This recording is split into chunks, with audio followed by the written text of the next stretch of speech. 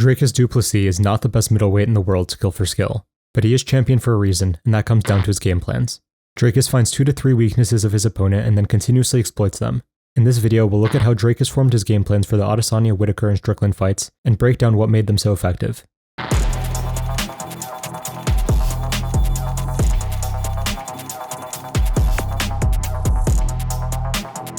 The first of Adesanya's weaknesses that Dricus focused on, which became a core part of his game plan, was identified from Strickland's win over Adesanya. During that fight, Adesanya was telling his corner that he couldn't find his jab, and later clarified that he relies on finding his jab to get his overall timing.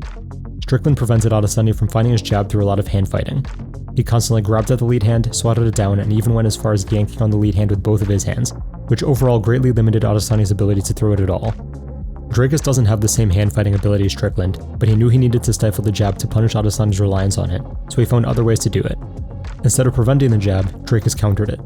In very unorthodox fashion, Dricus would throw a head kick as a counter to the jab.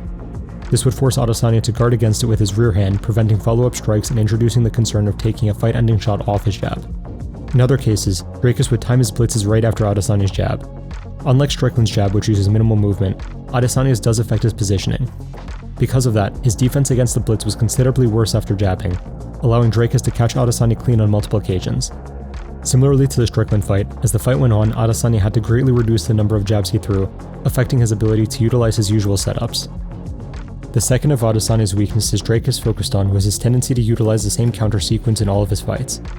Whenever Adesanya throws a counter on the back foot, he attempts to throw 2 hooks. The major concern people had for Dricus going into this fight was that his seemingly reckless blitzes would get him caught with counters, but he completely avoided that issue by preemptively dealing with the counters. Dricus would slip the first counter when he started the blitz, and then as Adesanya started throwing the next hook, Dricus would continue the blitz with a straighter shot, intercepting Adesanya before he could get the hook off.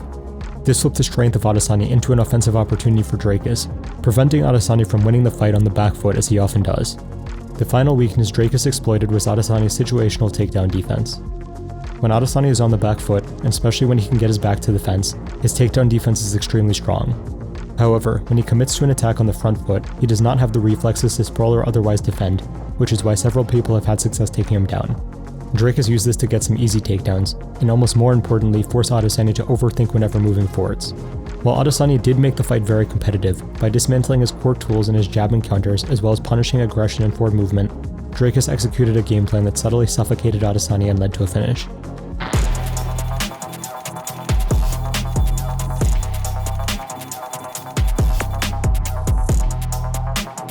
Dricus' game plan for the Whittaker fight interestingly wasn't even formed based on a fight that Whittaker lost.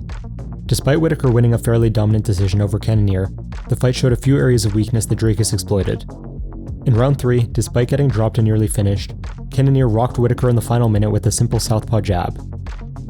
The jab was so impactful because it was thrown as Whittaker blitzed into it, and of course blitzing is a core part of Whittaker's strategy. Whittaker's blitz is very fast, which is why he typically is able to avoid being countered, but unlike other techniques, a jab can be popped out nearly instantly, making it the optimal technique to catch Whittaker during his blitz. Dricus hyperfixated on this and made it a core part of his game plan, even fighting southpaw the majority of the fight, whereas he normally is a switch stance fighter who favors orthodox. Dricus was able to land the southpaw jab several times throughout the fight, eventually landing one that badly rocked Whittaker and led to the finishing sequence.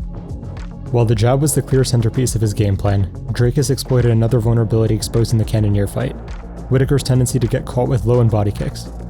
While Whittaker always uses movement to defend head kicks well, when he's thinking about attacking, he tends to neglect body and low kick defense, which Cannonier utilized to tear up his leg early. By focusing on this, Dricus got off a fair amount of damage uncontested, and the low kicks may have even contributed to slowing Whittaker's movement down a bit, allowing Dricus to more easily time the southpaw jab. Simply by focusing on 2 weaknesses that Whittaker may have not known existed due to them being identified from a win, Dricus was able to dominate and finish a -375 betting favorite.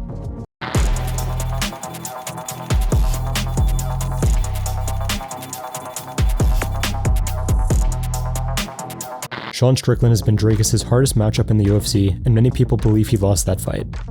Regardless of if the final score was accurate or not, Dricus did have some very interesting game planning for that fight. Dricus understood that on the front foot, Strickland is borderline unstoppable. All his movement is extremely efficient, which is why he rarely gets countered, and his defensive awareness is likely the best in the division's history. That's why for much of the fight, Dricus committed to pushing Strickland backwards at any cost. Strickland does not counter looping shots when he's on the back foot, so Dricus could swing as wildly as he needed to get Strickland to back up and try to catch him in blitzes. It looks rather ridiculous at times, but it was effective. Since Strickland stands straight up, Dricus made a point of using takedowns to try to secure rounds despite the fact that Strickland's takedown defense and scrambling are historically quite good. However, the most important aspect of Dricus' game plan that allowed him to have any success against Strickland whatsoever was using Strickland's own defense against him. While the Adesanya fight showed how exact Strickland's defensive movements are, the Pereira fight showed how his defense can be exploited. If you can convince Strickland that a certain type of attack is coming, he'll commit to defending that exact type of attack, leaving him exposed to others. Pereira used this by conditioning Strickland into parrying the jab and then throwing the lead hook. While another fighter may have just used the high guard against all of it, Strickland's compulsion to parry the jab specifically showed his defensive prowess can be turned into his weakness. Dricus punished this with extremely exaggerated feints. He would throw his hands up before shooting, duck low before blitzing with overhands, really extend on the cross feint before throwing a head kick, etc.